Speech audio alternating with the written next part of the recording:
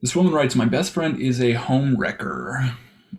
And so she's sleeping with men who have wives or girlfriends. Yeah, well, I mean, the people you spend your time with, that's usually who you become. So it's like if you're spending time with people like this, in order to really build rapport, you have to be like each other. And so it's like even if you initially don't want this to happen to you, or you don't agree with this, or you don't tolerate it, it's like if the more time you spend with this person and the more situations you're around that this stuff happens, it's like psychologically you start to lower your standards, and it starts chipping away at you until you don't even realize it.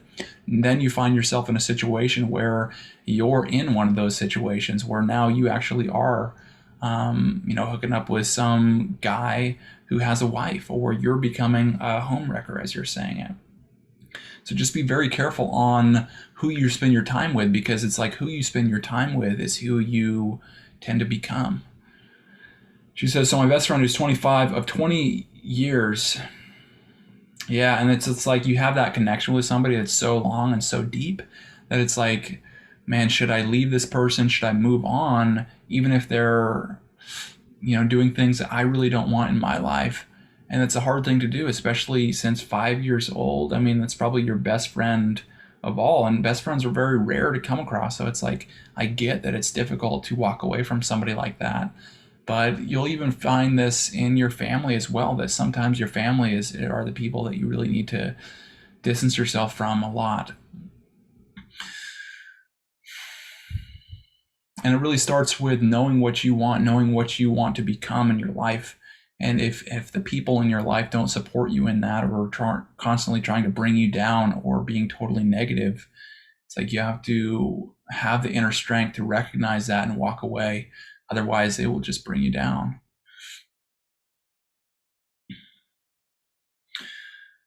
She's been seeing this man who's 35 for about 6 years. It's all been good. I've met him a few times. It was a serious relationship with ups and downs. Last month they got engaged and we were all happy about it.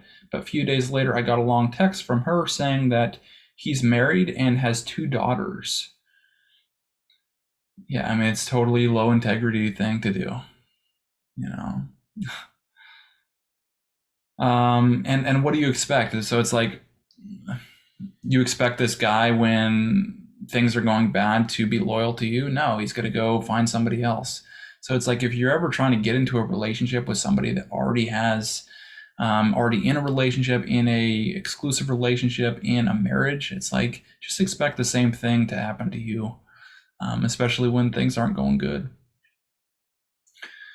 And when he divorces his wife, it's like, yeah, just, you can't buy into things like that. Oftentimes people will basically put you in this backup role, this backup position, and still get the benefits of being with you, whether it's sex, whether it's something, some benefit, maybe that's like some service or some gifts or some connection, or helping solve problems that they need solved, or just being in that backup role in case something doesn't work out with your current relationship. Then you can basically have something to fall back on. But it's like if you agree to be in that backup role, I mean, that just consumes your whole life, and basically shuts the door to anyone else that's open to you. So you can't fall in that trap of like, oh, waiting for somebody to get out of a relationship to be with you. I mean, that would just be a drain, and it'll just be an emotional vampire to you if you get into something like this. Yeah, so when he divorces his wife, then they'll get married. Yeah. I was shook because I thought I knew everything about them. She didn't seem like the type to date taken men. And yeah, for 6 years. She told me he got married 5 years ago. Oh my gosh. So right when he met her, yeah. By the way, his wife doesn't know he's cheating on her and planning for a divorce. Should I talk her out of it? Should I tell the wife? Should I talk to him? Or should I stay away from it?